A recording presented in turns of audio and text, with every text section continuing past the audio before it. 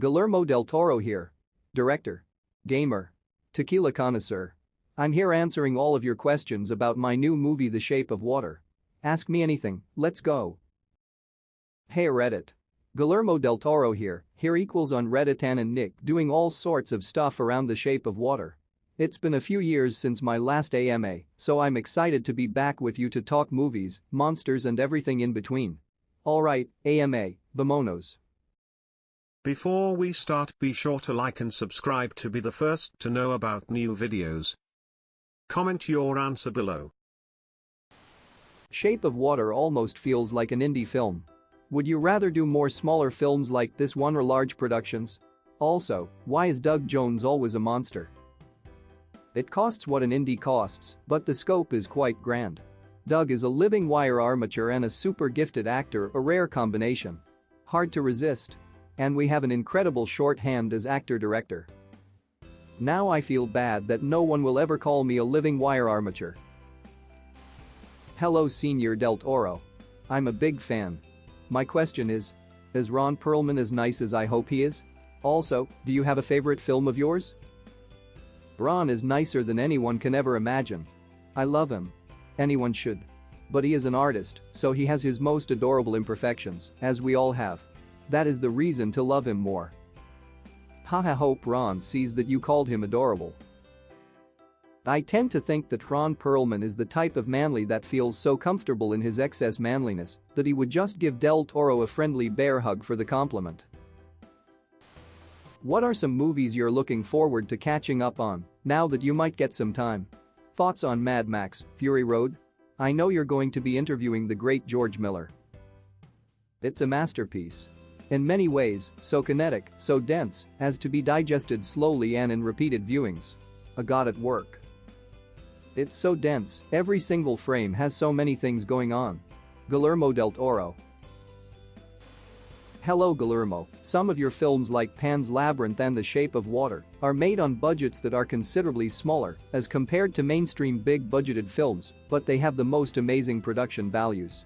Do you find the small budgets constricting or are you able to work around it? What are the films that have inspired your work, narratively and stylistically? P.S. Would love to see a Lovecraftian horror film TV project with your involvement. I think your ambitions should always exceed the budget, and your reach should be to deliver something that looks and feels much, much bigger.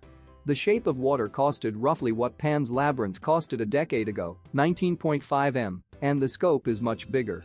Films that inspire me vary from time to time, but I am a big Guillermo admirer because his vision don't diminish with his budgets. He is a master. P.S. Me too. Hi. I got the chance to see you at the Candle last week in Nick. I loved your insights, learning more about you and perspective in life, thanks for sharing, it was super inspiring. For a question, did you manage to see Coco yet? Loved Coco. Love its success. The more world-themed stories, the better for all us storytellers. Very happy to see sentiments like this echoed from a director I really respect, really looking forward to Shape of Water now. Where do you get your inspiration for your endless monster designs?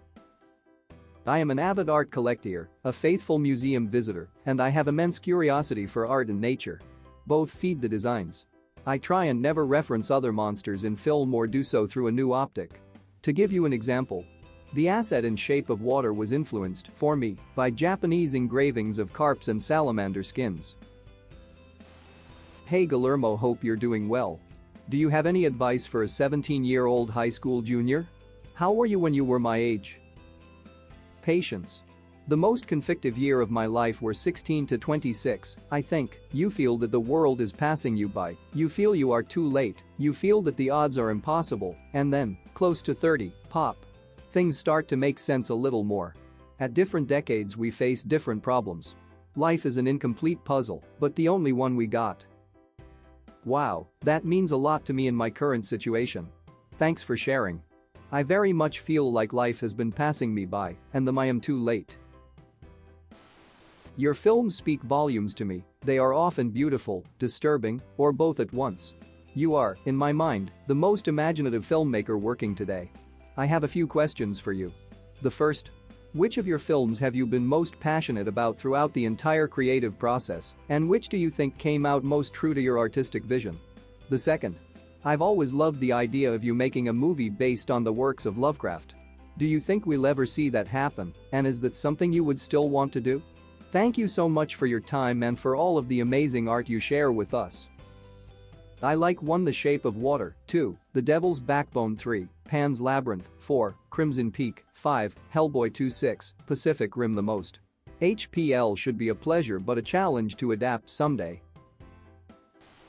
Which of your creature concepts did you enjoy developing most? Thanks.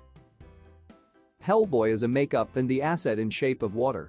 Each of them took roughly 3 years of on and off design and sculpting and testing.